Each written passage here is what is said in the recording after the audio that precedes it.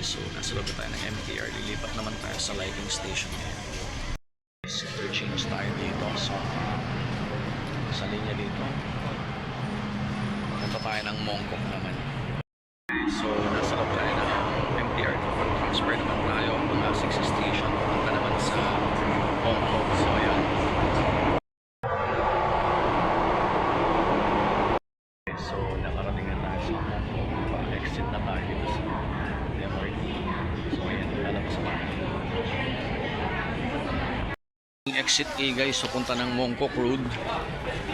So eto, gamit natin yung map nila.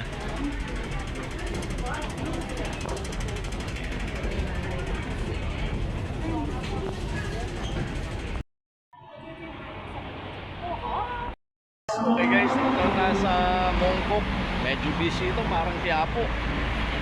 So we have to navigate our way kung paano hanapin yung gusto natin puntahan. Hanapin natin yung Sneaker Street kasi yung muro ko ang sapatos.